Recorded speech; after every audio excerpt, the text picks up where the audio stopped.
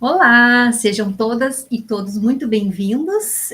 Eu sou a professora Tatiane Isaia, professora no Centro da Educação da nossa querida Universidade Federal de Santa Maria. E hoje eu estou aqui com muita alegria para a gente poder conversar um pouquinho sobre uma temática que me é muito cara, porque é uma temática que faz parte da minha vida, né? Não só da minha vida como professora universitária, mas também que fez parte muito significativamente da minha vida quando eu era professora de crianças e também da EJA lá na educação básica, né? Quando trabalhei na educação infantil e também no ensino fundamental, era um tema que permeava as minhas práticas pedagógicas. Então, a videoaula de hoje, muito especial, é sobre a temática projetos de trabalho. Tá bom? A gente vai conversar um pouquinho sobre essa metodologia pedagógica, né? E aí a gente vai entender por que o projeto de trabalho não é um método, né? Mas sim uma metodologia muito bem embasada, um teórico que é importante, que a gente vai abordar aqui na aula, e para que a gente possa, então, fazer uma discussão com bastante seriedade e com bastante profundidade, eu preparei um material que é um material que eu vou compartilhar aqui com vocês, tá bom? Então, vou pedir licença um pouquinho para a gente poder preparar aqui o compartilhamento dele. Aqui. Ok, a prof vai agora aumentar ele para ficar bem bonitão. Então, tá aí, né? Como eu já sinalizei para vocês, nós vamos trabalhar então com a temática projetos de trabalho, né? Uma metodologia pedagógica voltada especificamente para a construção do conhecimento com sentido e com significado para os alunos que estão lá no contexto da educação básica, tá? Claro que a metodologia, né, de projetos de trabalho também pode ser utilizada, enfim, no ensino superior, é muito tranquilo, mas aqui a gente vai, então, falar de modo geral e em alguns momentos eu vou trazer alguns detalhes específicos, né, do contexto da educação infantil e do ensino fundamental, tá bom? Então, bora lá. A prof vai só se organizar aqui para ficar com uma qualidade melhor. Vamos ver. Isso. Então, seguindo lá, tá? Deu uma travada. Aí. A gente, então, quando vai falar em projetos de trabalho, né, nós precisamos ter muito claro quais são os autores que balizam esta proposta, né, esta metodologia pedagógica. E aí a gente tem esses dois livros que são fundamentais, que são muito importantes. O primeiro livro é o Transgressão e Mudança na Educação, os Projetos de Trabalho, Fernando Hernandes, né? Eu fiz aqui a foto da capa do livro, botei aí para vocês, e o outro é a organização do currículo por projetos de trabalho. O conhecimento é um caleidoscópio. Então, o Hernandes, junto com a Ventura, vão discutir mais profundamente como que se faz, né, projetos de trabalho no contexto das escolas. Então, eu sugiro muito a leitura desses dois livros, tá? É importante que vocês se aprofundem, que vocês conheçam ele, embora eu vou trazer, né, elementos bem significativos dessas duas obras aqui nessa videoaula, tá? Mas reforço, é importante ler. Então vamos pensar, né? Neste livro aqui, que é um livro-chave, e eu até sugiro que vocês comecem, né? Quem ainda não leu nenhum dos dois, né? Que comece por esse, é a minha sugestão. O Fernandes e Ventura vão dizer que o conhecimento é um caleidoscópio, né? E aí eu já coloco para vocês aí essa linda imagem que eu capturei no FreePic de um caleidoscópio. E aí a gente precisa pensar nessa perspectiva, né? O que é um caleidoscópio para que a gente possa, então, compreender o que os autores querem dizer com isso, né? Um caleidoscópio é um instrumento óptico que serve para criar efeitos visuais simétricos com o auxílio de um conjunto de espelhos e vidros coloridos. Ou seja, é um instrumento formado pela articulação de dois ou mais espelhos devidamente ajustados de modo a oferecer imagens repetidas e perfeitas, né? Elas têm uma simetria aí muito interessante. Então, eu coloquei a imagem aí da criança, né?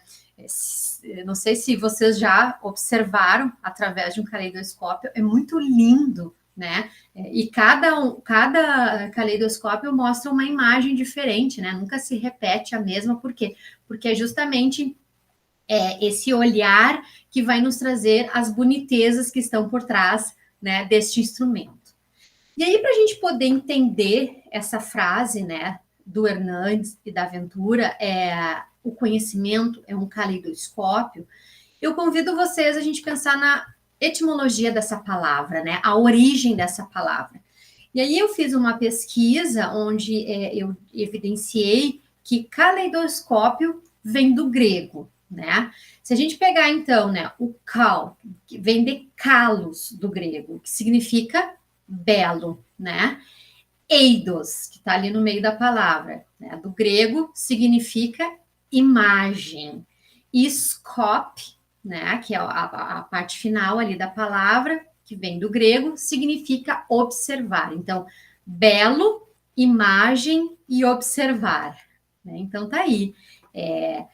Justamente, é o princípio da estética que está balizada lá nas nossas diretrizes curriculares nacionais da educação básica. Então, quando a gente pega as diretrizes curriculares nacionais da educação básica, que foram homologadas lá em 2010, nós temos lá estabelecido que a educação brasileira ela deve ser organizada por meio de 3 princípios: princípios éticos, políticos e estéticos, né? A estética, e aí eu vou voltar aqui, ela está justamente voltada para o belo. E o belo no sentido de desenvolver nos alunos, nos educandos, né, nas alunas, a sensibilidade desses sujeitos, no sentido de serem capazes de observar aquilo que é mais humano nosso, né? A nossa intuição, os nossos sentidos. A beleza, ela está justamente relacionada a isso, ao sujeito ser capaz de enxergar o belo como um princípio de ordem de vida, né? Então, quando Hernandes e Ventura vão trazer esse olhar sobre o conhecimento é um caleidoscópio, eles estão justamente nos convidando a pensar de que o aprender, o conhecer, inevitavelmente requer que o princípio estético, junto com o político e o ético, estejam presentes para quê? Para que o estudante possa ser um investigador, né? Um observador do conhecimento e esse conhecimento visto como algo belo e bonito de ser aprendido. Né? Então, a gente ultrapassa um pouquinho aquela concepção de ensino e aprendizagem onde o conhecimento escolar só tem sentido e significado dentro da escola. Muito pelo contrário, quando a gente vai pensar em projeto de trabalho e vai olhar o conhecimento, né, através desse prisma do caleidoscópio, a gente está sendo convidado a pensar de que o conhecimento ele precisa ter sentido e significado na vida do sujeito, e o sujeito precisa se apropriar dele dando boniteza para esse processo, que é aquilo que o Paulo Freire já nos dizia há muito tempo, né? Então tá ali. Quando a gente vai nessa perspectiva, os autores nos ajudam a entender que o estudante, primeiro, ele precisa ser visto como um protagonista, ou seja, ele é o sujeito próprio, né, da construção do conhecimento. É ele que vai adquirir o próprio conhecimento, é ele que vai agir nesse processo. Assim como ele precisa ser entendido, né, o estudante, como um investigador, aquele que observa o saber, aquele que olha para o conhecimento e ao olhar para o conhecimento e ver a sua boniteza, né, ver o seu sentido e o seu significado, ele se apropria daquele objeto do conhecimento. Por quê? Porque ele passa a perceber o objeto de conhecimento como uma imagem bela, algo que agrada a ele, algo que ele quer descobrir, que ele deseja profundamente aprender. Então tá aí o conhecimento é um caleidoscópio justamente nesse sentido, de trazer todo o princípio estético para dentro da aprendizagem. Porque quando o aluno ele quer aprender, porque aquilo parte do interesse dele, ele é um sujeito que se coloca como um protagonista, como um sujeito proativo do processo de ensino-aprendizagem, e não como um sujeito que só recebe do professor. E aí a gente tem uma mudança de paradigma. né? O professor não passa mais a ser o centro do processo de ensino-aprendizagem. Ele é um mediador, né? Aquilo que o Vygotsky nos dizia. E quem passa a ser o protagonista, quem está no centro desse processo é justamente o estudante, né? É justamente o aluno e a aluna que está lá envolvido, tá? Então, é isso, né? Os projetos de trabalho vistos nessa perspectiva que o Hernandes e a Ventura nos trazem, eles nos convidam a pensar a aprendizagem escolar com sentido e significado. E é isso que os estudantes começam a entender, porque eles começam a perceber que aquilo que eles estão aprendendo tem sentido e tem significado para eles, para a vida deles, não é um mero conhecimento apenas escolar, tá? Então, esse é um aspecto importante e que é um aspecto que eu acho muito bonito, né, dentro da metodologia de projetos de trabalho. E aí eu trago essa frase do próprio Fernando Hernandes, e que é uma frase que nos mexe bastante, né, porque ele nos convida a pensar justamente, ó, o aprendiz, né, o estudante, o aluno, é como um viajante que se detém o tempo que for necessário nos lugares de seu interesse, que desfruta do encontro inesperado e que se sente atraído mais pela intensidade da experiência do que pela quantidade de postais que acumula. Então é isso, né? É o aluno estar imerso naquela aprendizagem, porque aquela aprendizagem é algo gostoso, é algo que ele realmente quer aprender, né? E aí ele se debruça um tempo muito significativo para se apropriar daquele saber. E é bem como a frase diz, né? Não é o que importa dentro dos projetos de trabalho, não é a quantidade de conteúdos ou a quantidade de atividades, mas é a qualidade dos saberes que esse sujeito vai acumular a partir dessa experiência, né? Então, é uma frase muito bonita e que nos ajuda a pensar sobre tudo isso. Bom, aqui eu trago para vocês, né? Como eu disse para vocês, imagina esses livros assim, eu tenho desde o tempo que eu era professora lá na escola, né? Então, eu trabalhei 15 anos na educação básica e qual não foi a minha alegria que o ano passado o professor Fernando Hernandes esteve aqui na Universidade Federal de Santa Maria, né? E eu pude me encontrar então com o meu autor favorito, levei o livro e ele então gentilmente, né, me deu um autógrafo. Então é isso, é um autor fundamental. E por que eu ressalto assim, trago a foto dele aqui e os livros dele? Porque a gente sabe que hoje em dia existem muitas confusões em relação aos conceitos que envolvem projeto de trabalho, porque existem outras formas de trabalhar projetos, né? Mas aqui a videoaula ela está especificamente voltada neste autor. Por quê? Porque é algo que eu experimentei na minha vida docente e eu sei que funciona. Eu sei que garante aprendizagens bem significativas e é por isso que eu o trago aqui, tá?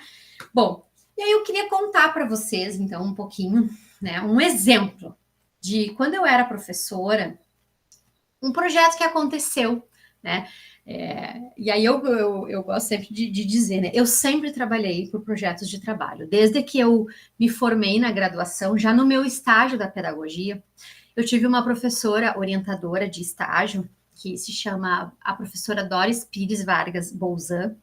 E naquela época, a professora Doris me desafiou, né? Ela disse, Tati, vamos trabalhar com a metodologia de projetos de trabalho no teu estágio.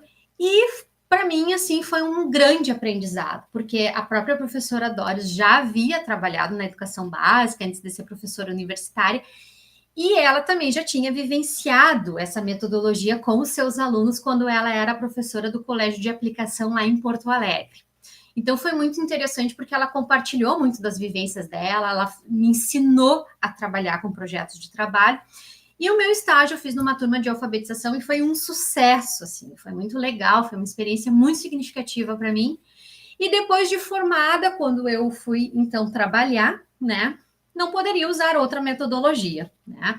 segui utilizando os projetos de trabalho e foi sempre um sucesso, porque sempre eu conseguia ganhos muito significativos com as crianças, e até na EJA, né? Tive experiência na educação de jovens e adultos com projetos de trabalho, tanto no ensino fundamental, né? Então é algo muito significativo. E aí eu vou compartilhar, eu escolhi esse aqui propositalmente com vocês, porque esse aqui foi um projeto assim, que mexeu bastante comigo, porque as crianças me pegaram meio que de surpresa com matemática que eu não sabia, que eu não conhecia e que eu realmente tive que aprender junto com eles, né?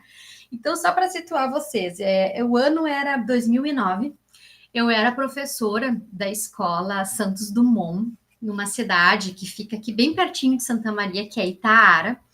E essa escola, ela não era considerada uma escola rural, tá? Mas ela ficava ela era bem no meio do rural mesmo, assim, né? Inclusive, ela ficava bem retirada da cidade e ela ficava num lugar muito bonito que eu gostava muito, assim, que se chama Rincão dos Minelos, lá em Itara, no interior. Então, ela atendia crianças que vinham, né, dessa realidade mais rural, assim. E aí, um belo dia, né, nós estávamos no refeitório, eu tinha uma turma de segundo ano, tá? Alfabetização. Era bem início de ano, assim, bem no inicinho, e nós estávamos no refeitório, né?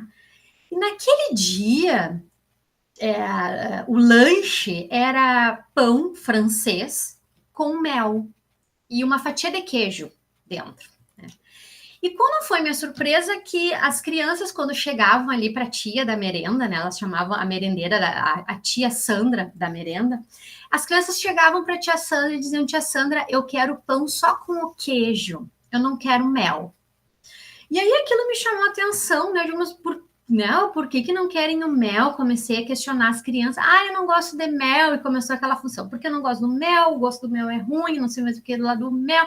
Começaram a falar mal do mel. Aí, aquela coisa de prof, né, que a gente faz, não, vamos experimentar, quem sabe vocês comeram mel uma outra vez, e o mel não estava tão bom, porque eu tenho certeza que esse do colégio vocês vão gostar. Aí eu também peguei um pão, comecei a comer, bem aquela coisa de prof, né, de fazer as crianças provarem, de fazer as crianças comer. Tá, foi, que começaram a comer o pão com mel, porque daí eu comecei todo um discurso, né? Gente, o mel é tão gostoso, ele é tão nutritivo, ele nos faz bem para a saúde, né? Achando mil argumentos assim para as crianças comerem aquele pão com mel. E lá pelas tantas eu disse: ai, as abelhinhas trabalharam tanto para fazer mel para nós, vamos comer esse mel, né? Tá, daí começaram a comer. Dali a pouco um levanta a mão e pergunta assim: prof, mas como é que a abelha faz o mel? Eu digo: ela faz o mel, eu não sabia, né? Ela faz o mel. E aí começou. Aí eu me lembro que o Enzo levantou: não, prof, eu sei como é que elas fazem o mel. Elas têm uma fábrica lá, que elas entram na fábrica, elas misturam água com açúcar. Eu digo: mas será, Enzo, que é assim? E aí um outro pulou lá e disse assim, o João Vitor: não, a mãe coloca lá em casa, prof, umas caixas de madeira e eu vejo que elas entram tudo lá dentro, prof, fazem uma barulheira lá e lá elas fazem o mel. Eu acho que deve ser até o cocô delas, prof. Aí vocês vejam, começou um assunto lá, eles estavam querendo saber como é que a abelha fazia o mel, enquanto comiam o tal do pão francês com mel e queijo, né? E eu não sabia a resposta. Aí eu disse para eles assim: olha, gente, vocês estão com algumas ideias aí, a gente não sabe o que é certo, que tal a gente pesquisar sobre isso? Aí voltamos para a sala, né? E nasceu esse projeto, que era o projeto Como as Abelhas Fazem o Mel. Então vocês vejam, o projeto nasceu de uma situação bem inusitada, né? E nasceu de uma dúvida, de uma pergunta da turma. E essa pergunta foi gerando tanta curiosidade, que a gente estruturou um projeto.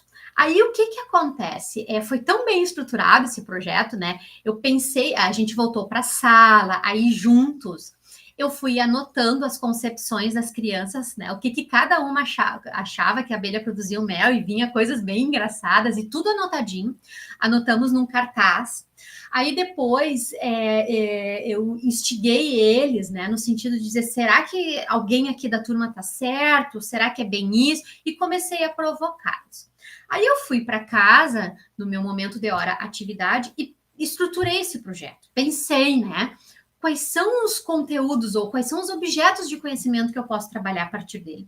Bom, e aí vocês imaginam que foi um projeto que durou assim, ó, ele durou no mínimo 3 meses, e eu alfabetizei as crianças, porque a gente pesquisou em revistas científicas. Eu me lembro que na época tinha aquela revista Ciência Hoje para criança. Eles tiveram que pesquisar na revista, nós fomos para a internet fazer pesquisas, a gente trabalhou, né, a escrita, a leitura, a gente trabalhou as questões envolvendo matemática, como quilo, né? O que é um quilo de mel, o que isso representa. Fizemos, como é que é? A gente fazia os probleminhas matemáticas envolvendo as abelhas. Trabalhamos muito ciência, porque daí eles descobriram, assim, ó, eles descobriram muito além, né, de como que as abelhas fazem o mel. Eles também descobriram como é que vivem as abelhas, né? Quem são os predadores das abelhas? Por que as abelhas são atraídas pelas flores, né? Aí descobriram que o que atrai elas até as flores, né? É o perfume e as cores. As crianças descobriram sobre o processo de polinização, a importância das abelhas nesse sentido. A gente também trabalhou muito fortemente, como eu disse para vocês, a matemática. A gente trabalhou noções também de maquetes, eles construíram com massinha de modelar as colmeias. Bom, foi um projeto muito bonito, e lá pelas tantas eles estavam lendo e escrevendo e fazendo cálculos de mais, de menos, sem se dar conta, né? E aí, bom, o projeto foi tão lindo, foram tantas coisas, tantos meses envolvidos, que no final, né, porque um projeto sempre tem como culminância um produto. A gente precisa produzir algo, né? Para poder dar sentido àquilo. E aí eles escolheram lá no meio do andar né, das pesquisas e dos estudos, eles resolveram que eles queriam fazer uma história em quadrinho. Por que eles queriam fazer uma história em quadrinho? Porque uma das pesquisas que eles fizeram sobre como as abelhas produzem o mel nessa revista Ciência Hoje era meio que organizado em quadrinhos, né? E aí eles acharam assim, não, mas a gente podia fazer a nossa própria história em quadrinhos, né? E aí foi que eles produziram. Eu, infelizmente, eu não fiquei com nenhuma história em quadrinho dos alunos, porque eu entregava tudo. Primeiro a gente fazia amostra pedagógica para as famílias, depois entregava para as famílias. Eu me arrependo. E naquela época também a gente não tinha tantos recursos de fotografia, né? O celular ainda não era tão utilizado para foto, e eu não fiquei com os registros. Mas a história em quadrinho ficou linda. Por quê? Porque na história em quadrinho eles conseguiram contar bem direitinho como que as abelhas produzem o mel, né? E mais do que isso, o Enzo, que hoje já está na universidade, né?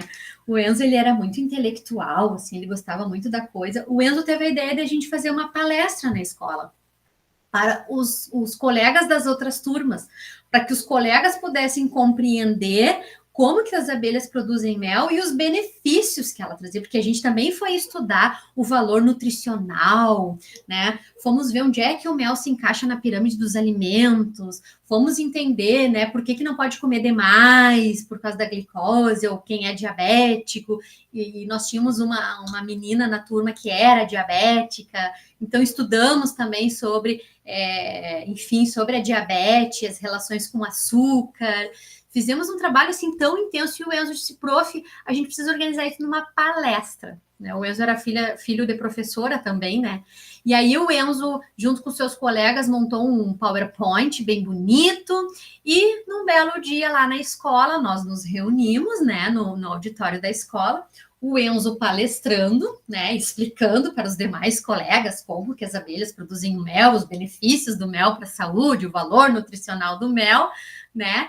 E no final cada criança lá da escola ganhou uma história em quadrinho, porque daí a gente conseguiu juntar recursos financeiros, imprimimos, né? Fizemos cópias lá das histórias em quadrinhos e distribuímos na escola. Então vocês vejam, né? Nesse meu relato aqui muito breve, porque como eu disse para vocês, durou 3 meses esse projeto. As crianças aprenderam aquilo que elas queriam saber, que é como que as abelhas produzem o mel, né? Mas elas foram além. E neste ir além, elas aprenderam aqueles conteúdos, né? Hoje a gente chama conteúdo como objeto de conhecimento, tendo em vista a BNCC, a Base Nacional Comum Curricular, né? Então, elas aprenderam os objetos de conhecimento que estavam previstos ali e aprenderam a ler e a escrever e foram além, foram protagonistas dos próprios saberes e ainda souberam compartilhar os seus saberes com outras crianças. E isso foi muito bonito. Vocês imaginem, né? Um toquinho lá de 7 anos fazendo uma palestra explicando para os demais como é que as abelhas produzem mel. E aí, né, eu sempre gosto de comentar que quando eles descobriram como que as abelhas produzem o mel, nossa, eles ficaram assim, ai, nunca mais vou comer mel. Por quê? Porque como é que as abelhas produzem mel? Primeiro, né?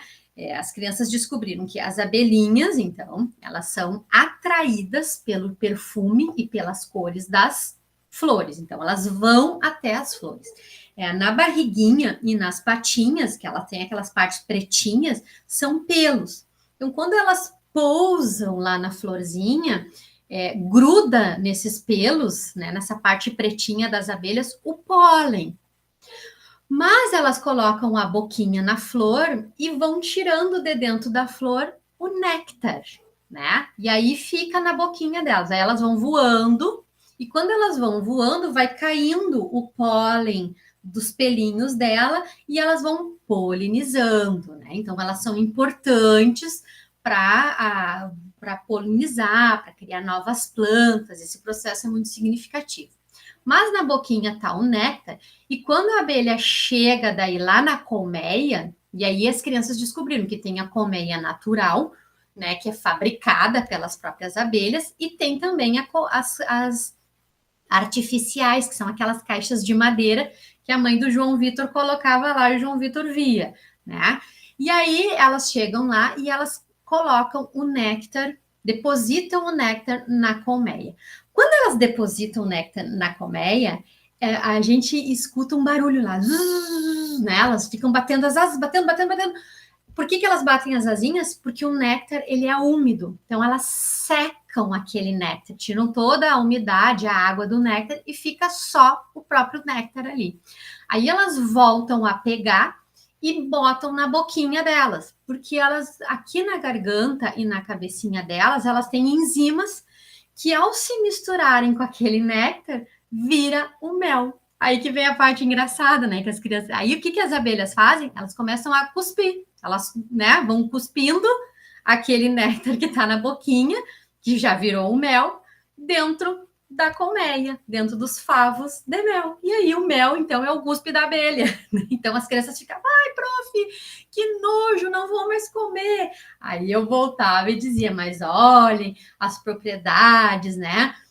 Os benefícios para a saúde, porque daí eles também estudaram as questões que envolviam os chás, por que a mãe faz chá de mel com própolis quando está com tosse, né? Então a gente fazia todo um processo, foi muito bonito esse projeto, muito bonito. E um fator que também nos ajudou muito no projeto foi assistir um filme que tem, que é o B-Movie, né? B-Movie em inglês, né? O filme das abelhas. Também nos ajudou a entender bastante. Claro que ali está bem, também, como é que eu vou dizer assim, bem forma de filme, né? Meio fantasia. E aí eles iam questionando o filme. Não, mas não é bem assim, não é dessa forma. Então foi um movimento muito bonito e eu compartilho com vocês esse projeto, como eu disse para vocês, porque me foi um projeto muito significativo, porque eu também aprendi junto com as crianças, né? Porque eu não sabia a resposta. Porque às vezes eles vão trazer alguma temática no projeto que a gente até sabe a resposta, mas a gente tem que se fazer que não sabe, né? Porque esse é um princípio importante de projeto de trabalho. A professora nunca dá a resposta pronta. A prof vai instigando as crianças, mesmo que eu soubesse a resposta, né? Dependendo do tema deles, a gente se faz que não sabe e vai instigando as crianças, vai provocando as crianças a elas mesmas descobrirem a resposta, né? E quando elas descobrem essa resposta, a partir desse grande problema que elas querem entender, elas precisam socializar. Isso não pode ficar só ali guardado. Por isso que a gente organizou lá, neste caso, uma palestra, né? Onde o Enzo, então, foi o mediador lá, foi o palestrante, né? E os colegas ajudaram no sentido de distribuir as histórias em quadrinhos que eles mesmos criaram, porque daí na história em quadrinho, né, tinha todo o passo a passo de como que as abelhas produzem o mel, tá? Bom, aí a gente precisa pensar o seguinte, então, né, depois desse relato que eu trago para vocês.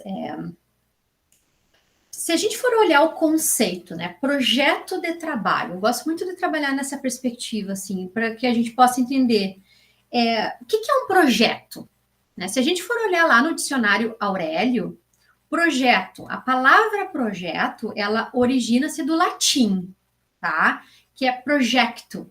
O que é projecto no latim? É lançado para diante. É algo que está sendo pensado e que eu lanço porque no futuro eu quero alguma coisa desse projeto que eu vou fazer.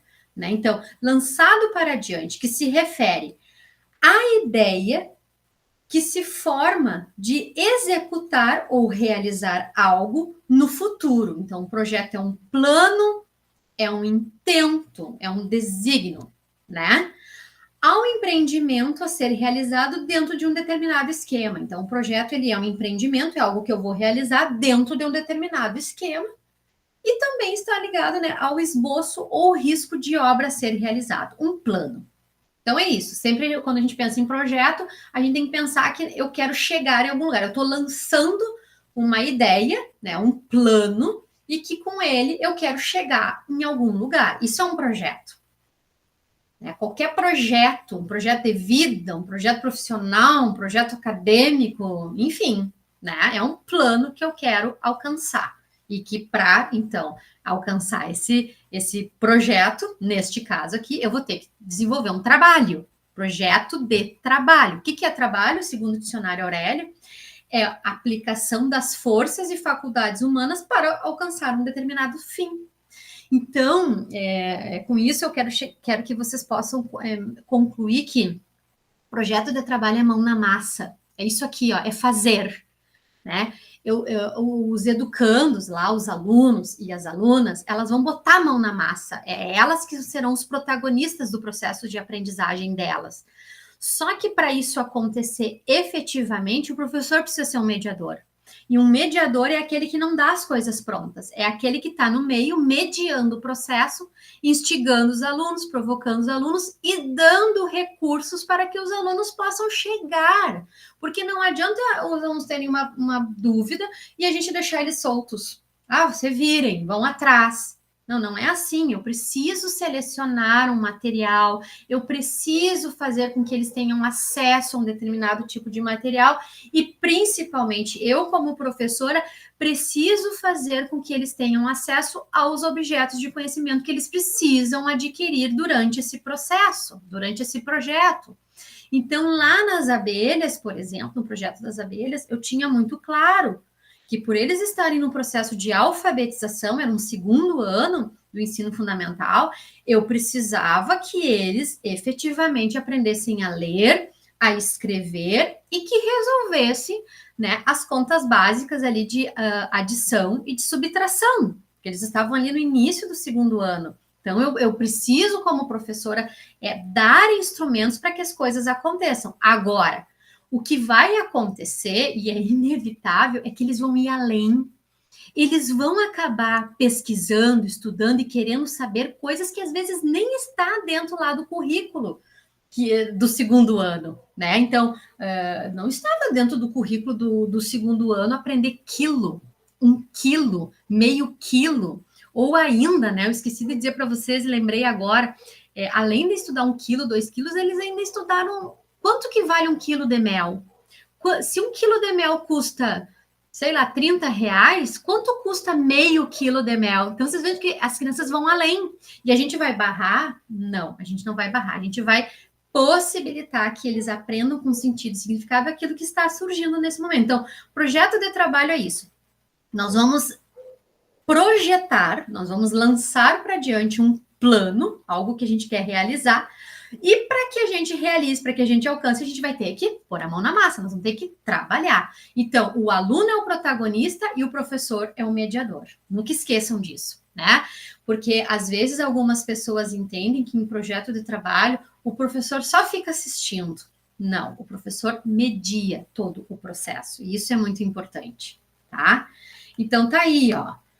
Um projeto sempre rompe com o presente e sonha, projeta um futuro, tá? Então é isso, é colocar as crianças diante do desafio de pensar que tudo na vida envolve projetos, não é? E aí a gente já está desenvolvendo até outras habilidades nessas crianças, porque quando a gente trabalha com essa metodologia, a gente possibilita que os estudantes compreendam que se desafiar é legal, que descobrir é legal, que projetar as coisas é legal, que ter um objetivo é legal. E isso nos motiva, isso nos deixa orgulhosos, porque quando as crianças descobrem as respostas para as perguntas que elas fizeram, elas ficam assim maravilhadas, né? E o conhecimento passa a ser algo gostoso. E é essa a ideia de nós formarmos uma geração, né, que entenda que a busca do conhecimento é algo que faz sentido na vida delas. Né? Então tá aí, ó. Aí eu trago. Qual é a finalidade dos projetos de trabalho? Propiciar meios, ambiente e situações que auxiliem na resolução de um determinado problema que seja significativo para quem? Para os alunos, para as alunas. Então é isso, é propiciar meios, como eu disse para vocês, a gente precisa trazer os materiais, os instrumentos, propiciar um ambiente. O que é esse ambiente dos projetos de trabalho? É um ambiente colaborativo, é um ambiente onde todo mundo trabalha junto, onde todo mundo tem importância. Não é só o professor lá no centro. Todos e todas estão envolvidas nesse ambiente. É um ambiente, então, de aprendizagem colaborativa, né? E situações, então, desafiantes, provocativas, instigantes, né? Que auxiliem essas crianças, esses jovens, né? Esses adultos, se for EJA, a resolverem um problema que é um problema significativo para eles e não para a professora, né? E aí isso muda muito, muda toda uma perspectiva de um trabalho escolar, porque a gente sabe que a escola hoje, principalmente uma escola que é conteudista, né, não tem esse olhar e essa escuta sensível aos alunos, no sentido de entender o que é significativo para eles. E é esse, então, o grande boom que os projetos de trabalho trazem, né? E aí eu coloco para vocês os projetos de trabalho e as interações. Então, o que eles propiciam? A interação entre os alunos, o trabalho grupal, o aprendizado compartilhado entre pares, né? Nós sabemos, as pesquisas já vêm mostrando que o trabalho em grupo, que a aprendizagem compartilhada, ela é uma aprendizagem que favorece muito mais o processo. Quando o sujeito, os alunos, né, tem a possibilidade de compartilhar saberes com seus colegas, né, eles aprendem mais, eles aprendem com mais facilidade e se apropriam melhor do objeto de conhecimento.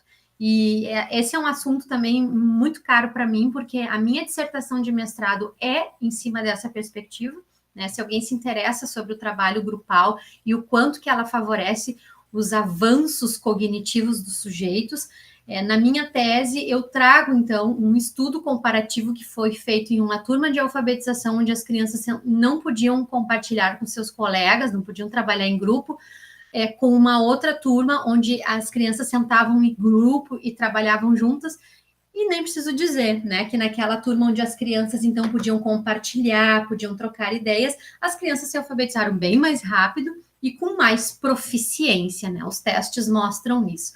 Porque os projetos de trabalho é isso, é sentar junto. Não é um atrás do outro, é compartilhar, é poder construir conhecimento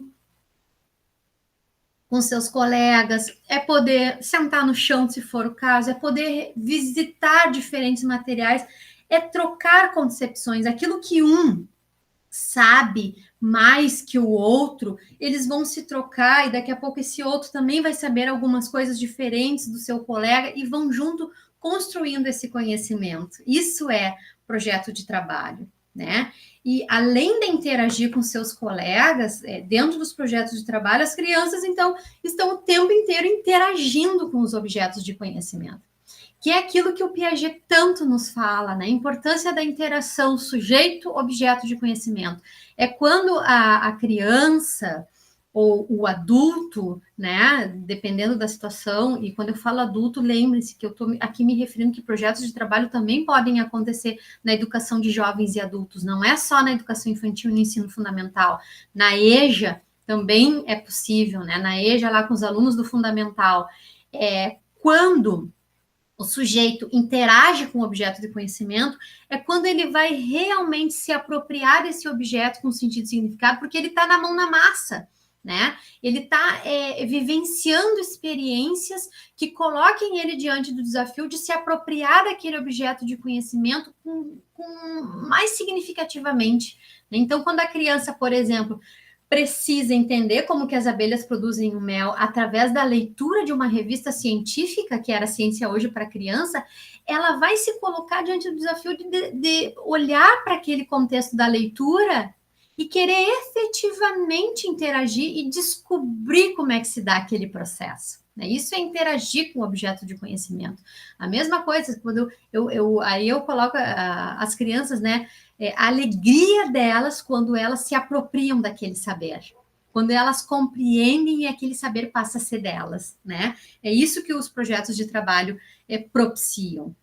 E aí a gente pode, então, dizer que, reforçando, né? A prof está sempre reforçando isso, porque algumas pessoas têm o entendimento de que projeto de trabalho é só em tal etapa da educação básica. Não, os projetos de trabalho, eles podem acontecer na educação infantil, tá? A gente pode trabalhar com projetos lá para os bebês, pode trabalhar com projetos com as crianças bem pequenas e com as crianças pequenas, ou seja, de 0 até 5 anos e 11 meses, tranquilamente a gente pode trabalhar com projetos de trabalho, tá? Não há limitação para isso. Também acontece os projetos de trabalho no ensino fundamental, né, nos anos iniciais, 1º ao 5º ano, e nos anos finais, do 6º ao 9º, assim como os projetos de trabalho também podem estar no ensino médio, no 1º ao 3º ano, e também eles podem acontecer na educação profissional, científica e tecnológica, tá? No ensino médio, sem restrições em relação a isso.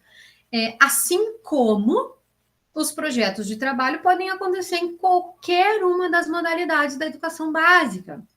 Então, os projetos podem estar presentes na educação de jovens e adultos, na EJA, podem estar presentes na educação indígena, podem estar presentes na educação do campo, podem estar presentes na educação quilombola, podem estar presentes lá na educação especial, enfim, em todas as modalidades, tá? Não há restrições, é uma metodologia que abrange todo o contexto da educação básica, né? E também, como eu disse para vocês, é possível se trabalhar com projetos de trabalho na universidade.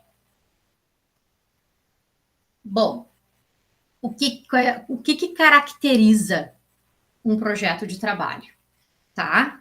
Segundo o Hernandes, a caracterização de um projeto de trabalho? Primeiro, parte-se de um tema ou de um problema que é negociado com a turma. Tá? Então, o grande problema que a gente vai resolver, que é negociado com a turma, ou seja, parte da turma e não da prof. Inicia-se um processo de pesquisa, então envolve muita pesquisa, né? Buscam-se e selecionam-se fontes de informação, né? E aqui é importante porque nesse contexto que a gente vive, onde os alunos têm muito acesso às informações, nessa busca e nessa seleção, é um momento que nós, professores, vamos ajudar os alunos a entender o que é uma fonte segura de busca, né? E o que não é uma fonte segura de busca. Então, aí já é um aprendizado muito significativo para eles. Ou seja, a gente não vai buscar em qualquer lugar, a gente não vai acreditar, né, em qualquer fonte. Nós temos que ver o rigor científico, né, desta fonte. Então, esse é um momento importante. Estabelecem-se critérios e de ordenação e de interpretação dessas fontes. Então, bom, selecionamos as fontes, agora a gente precisa ter critérios para organizar e interpretar essas fontes, né? Lembrando que as fontes não são só bibliográficas, não é só leitura, também pode ser um vídeo, um podcast, né? Hoje em dia tem 1000 recursos, um filme, né? E claro que vamos envolver leitura, sim, não podemos deixar de fora. Recolhem-se novas dúvidas e perguntas. Aqui é um momento importante porque vai surgindo outras perguntas no meio do processo, né? E a gente vai anotando, a gente vai registrando, porque daí a gente também vai respondendo. Daí estabelecem-se relações com outros problemas. Então, isso caracteriza um projeto de trabalho. Além do mais, representa-se o processo de elaboração do conhecimento que foi seguido, tá? Recapitula-se, avalia-se o que aprendeu e conecta-se com um novo tema ou problema. Então, representa-se o processo de elaboração do conhecimento que foi seguido. Então, tem que ter um produto final, como eu disse para vocês. Aí, depois, a gente senta e avalia o que aprendemos com esse projeto. O que aprendemos de novo que ainda não sabíamos. E, a partir dessa avaliação, né, dessa recapitulação, surge um novo tema para que se possa, então, seguir um novo projeto, tá?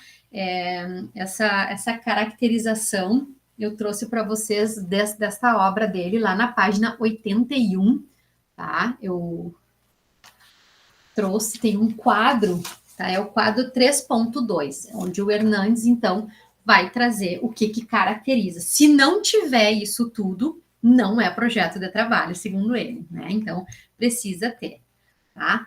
Aí, nesse mesmo livro, na página 82, ele traz esse quadro. Então, o que poderia ser um projeto de trabalho? Resumindo, um percurso por um tema-problema que favorece a análise, a interpretação e a crítica, como contraste de pontos de vista, onde predomina a atitude de cooperação, e o professor é um aprendiz e não um especialista, pois ajuda a aprender sobre temas que irá estudar com os alunos.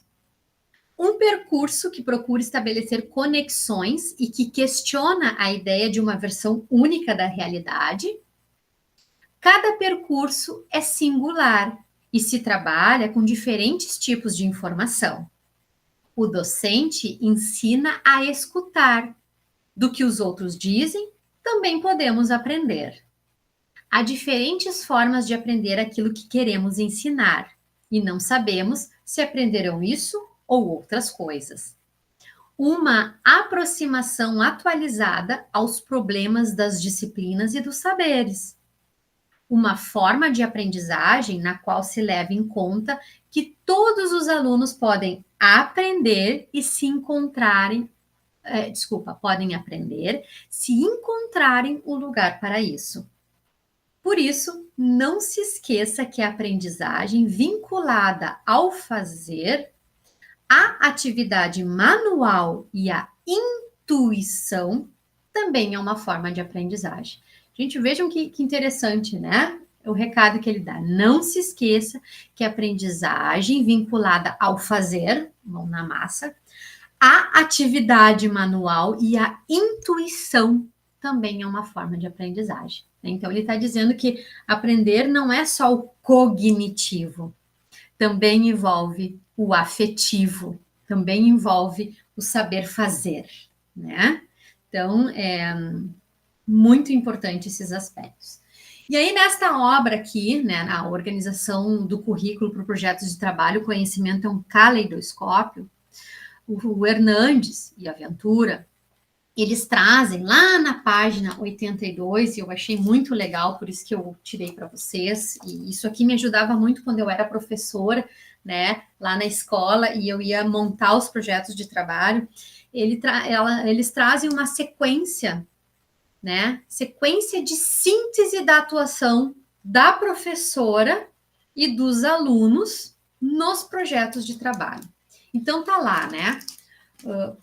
Aí a gente tem, num lado, por parte do professor, né, que ele chama do professorado, e na outra lado tem por parte dos alunos. Então vejam lá. Professor estabelece os objetivos educativos e de aprendizagem. Alunos estabelece a possibilidade do tema. Professor seleciona os conceitos, procedimentos que prevê, seleciona os conceitos, procedimentos que prevê e que possam ser tratados no projeto. Os alunos realiza a avaliação individual. O que sabemos ou queremos saber sobre o tema? Professor pré-sequencializa os possíveis conteúdos a trabalhar em função da interpretação das respostas dos alunos. Os alunos realizam propostas de sequenciação e ordenação de conteúdos. Aí, ainda o aluno busca fontes de informação, elabora um índice. Aí, tanto o professor quanto os alunos, ali no 8, ó, o prof já está aqui, no 8, ambos compartilham propostas, buscam um consenso organizativo. Aí a professora pré-estabelece atividades, enquanto que os alunos planejam o trabalho individual, em pequeno grupo ou a turma toda. Aí a prof, ela vai apresentar as atividades que serão realizadas, ali no 11, enquanto que os alunos realizam o tratamento da informação a partir das atividades que a prof propôs. Aí a professora facilita meios de reflexão, recursos, materiais, informação pontual, né? Porque ela tem o papel de facilitador, né? Facilitador, entre aspas, porque não é no sentido de tornar as coisas mais fáceis, dar pronta, mas no sentido de ajudar os alunos no processo, de mediar todo esse processo, né? Alguns teóricos vão dizer que o professor não é o facilitador, ele é o problematizador, o dificultador da coisa, mas é no sentido de que ele vai, então, facilitar, né, o processo ali para que os alunos possam ser protagonistas e pesquisadores, tá? Enquanto isso, os alunos aqui, né, realizam o trabalho individual, ordenação, reflexão sobre a informação, e aí a professora favorece, recolhe e interpreta as contribuições dos alunos, faz uma avaliação, devolve para os alunos, se for o caso, para fazer de novo esse trabalho individual, e aí vai acontecer um processo de autoavaliação dos alunos, até que se chegue ali na etapa 17, que diz contraste entre a avaliação e a autoavaliação, porque é preciso diagnosticar se os alunos estão efetivamente aprendendo ou não, certo? Aí, por fim, num processo ali que é contínuo, né, entre ambos, análise do processo individual de cada aluno, que aprendeste, como trabalhaste, e aí o aluno conhecer o próprio processo e em relação ao grupo, até se chegar no fim a estabelecer uma nova sequência, né? Então, se começa de novo o processo dentro da metodologia de trabalhos, tá bom? Eu achei muito legal porque eu tinha bem estruturado isso dentro dos meus diários de classe, no meu tempo de professora lá na escola, os diários de classe era tudo feito à mão, né? A gente não tinha tanto recurso do computador, e aí eu fazia meus projetos de trabalho tudo à mão lá, e eu colava, enfim, essa sequência para me ajudar na hora de montar os projetos e também para me ajudar na hora de implementar os projetos com as crianças, né? Porque a gente não pode esquecer desse momento tão significativo que é olhar qual é o papel da professora, qual é o papel dos alunos e qual é o papel que ambos exercem juntos, tá? Então tá bem. Bom, agora, para ser bem didática, a prof trouxe um passo a passo. Um passo a passo para a elaboração e implementação de um projeto de trabalho com os alunos. Então, vamos supor que vocês aí que estão me assistindo nessa videoaula querem montar um projeto de trabalho com seus alunos. Vocês têm uma turma e vocês querem trabalhar com essa metodologia. Eu vou ensinar agora para vocês bem facilzinho esse passo a passo. Então, como é que eu elaboro, como é que eu planejo esse projeto junto com as crianças e como é que nós juntos, né, eu, professora, com as crianças, vou implementar esse projeto, vou fazer ele acontecer, tá? Esse é o passo a passo. Muito simples. Esse passo a passo, ele é composto de 4 etapas, 4 passos. O primeiro passo, ele se chama expedição investigativa.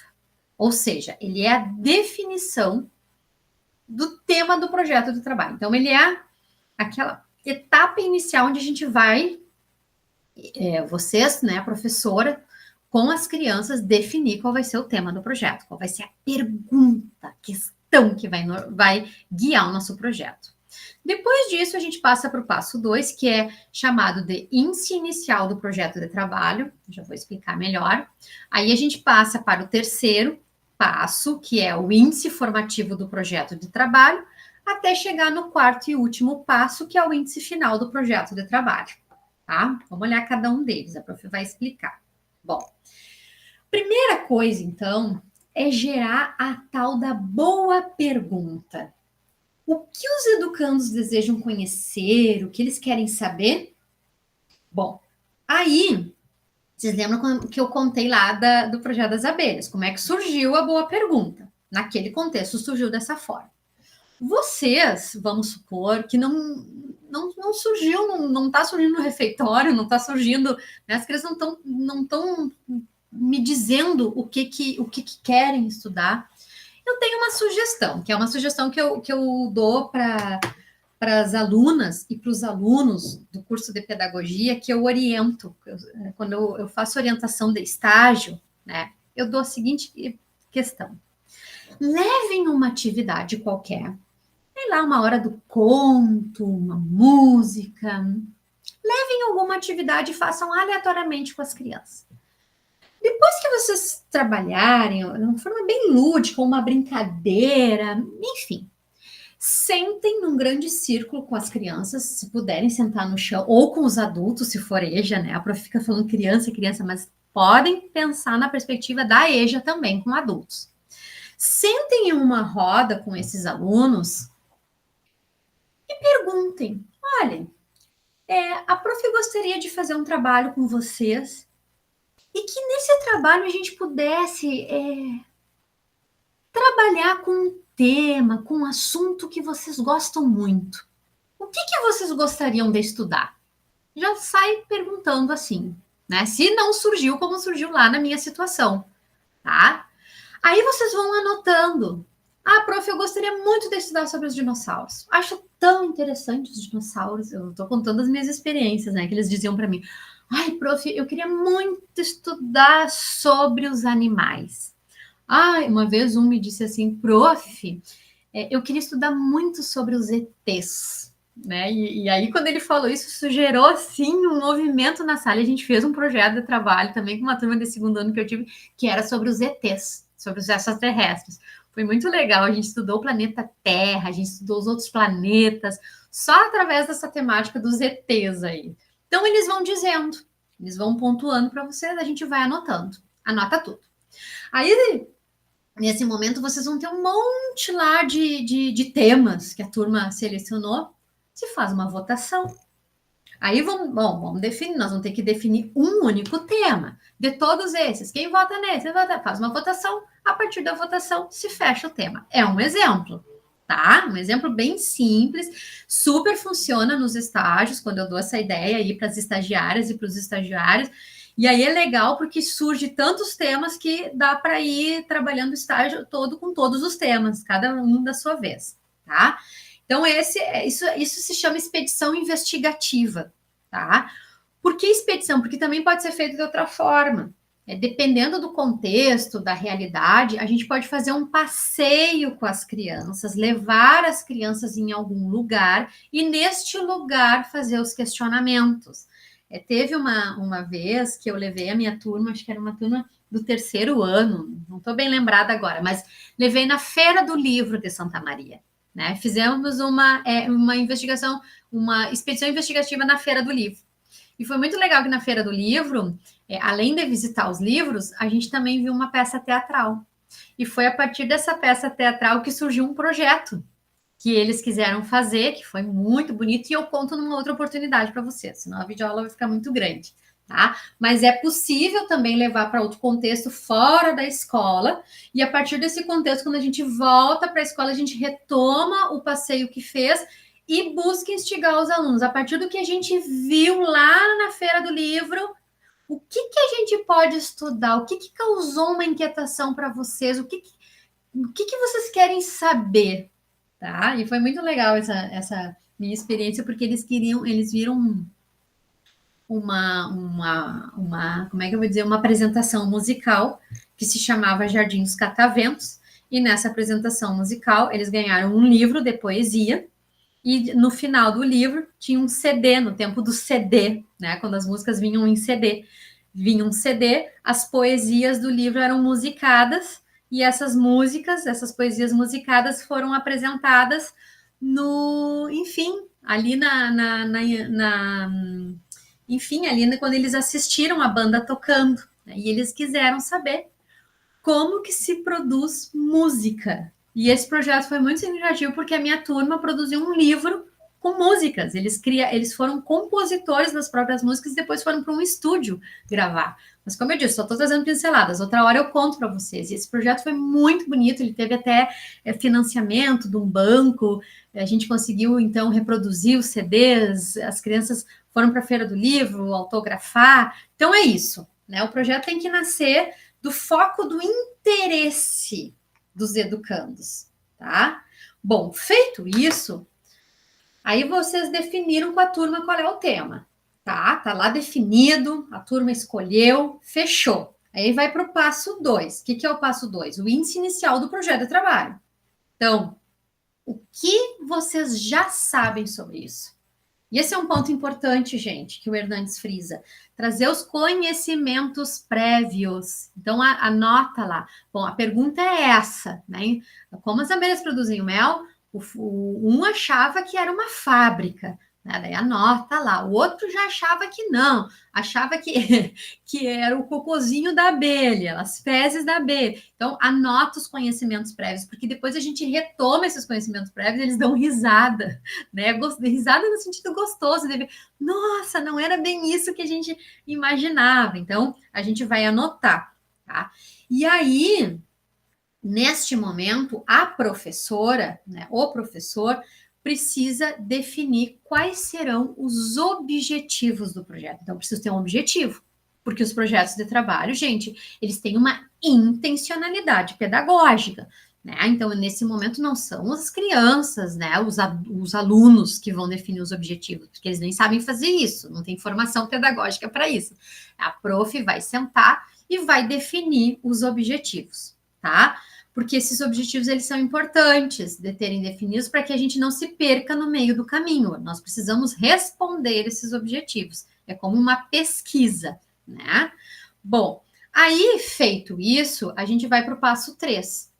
E esse passo 3, ele é um passo mais longo, mais denso, né? Por quê? Porque ele é o índice formativo do projeto de trabalho.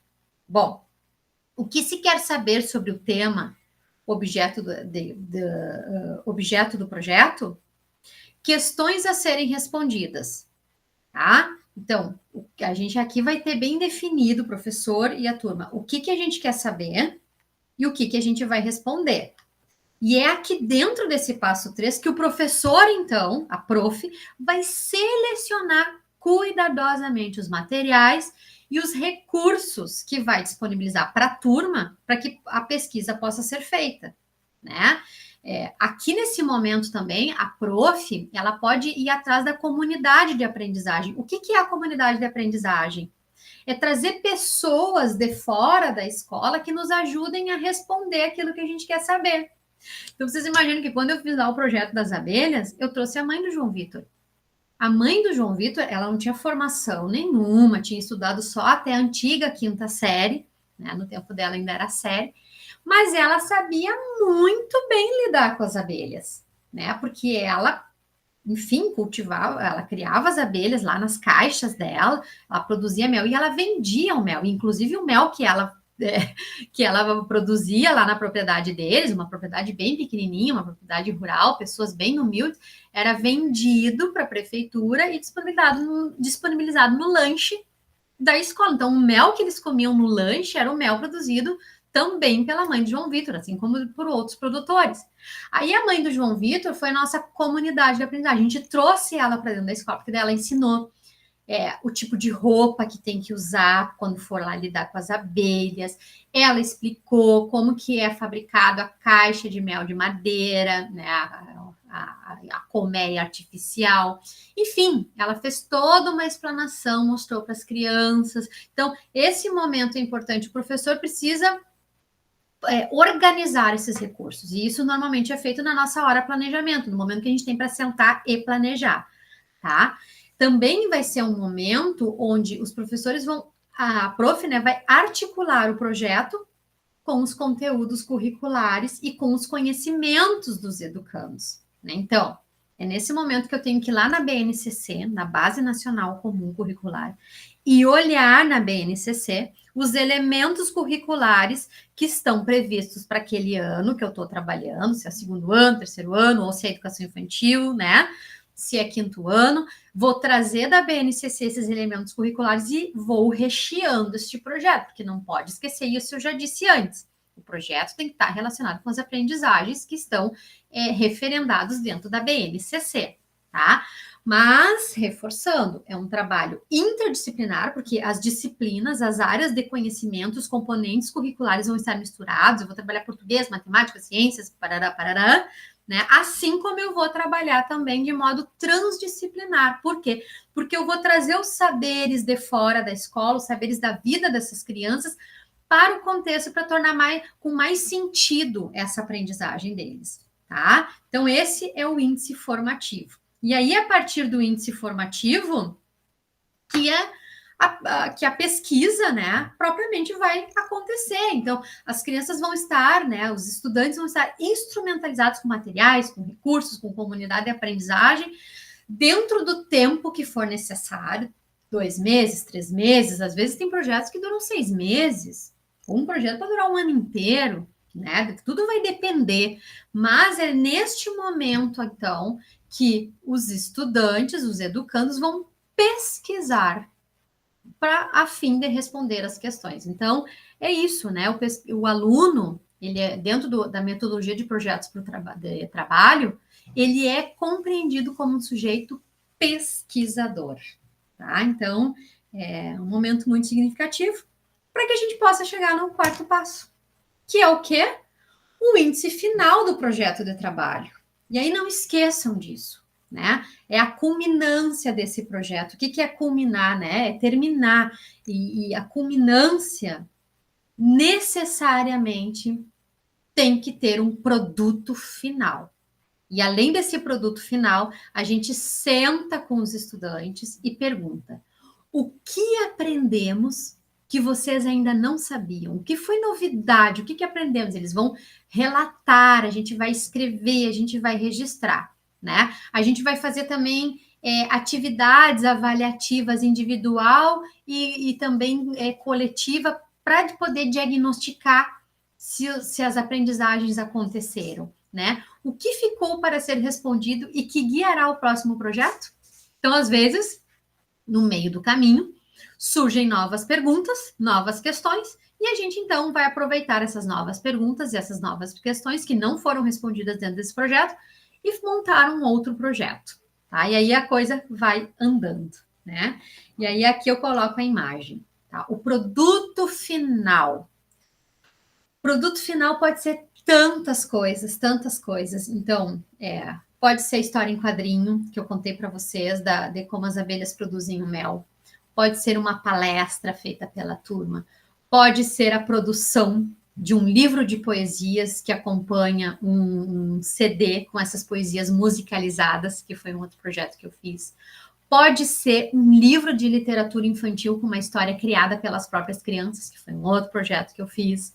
Pode ser, aqui eu boto imagem, pode ser uma maquete, pode ser cartazes para espalhar pela escola, panfletos para espalhar pela escola, pode ser a criação de um teatro, também já aconteceu muito nos meus projetos, várias vezes as crianças quiseram fazer teatro, pode ser a apresentação de uma música que eles criaram, enfim, gente, o produto final é importante que seja algo protagonizado pela turma, pelos educandos, e mais do que isso, esse produto final não tem que ser pensado pela prof.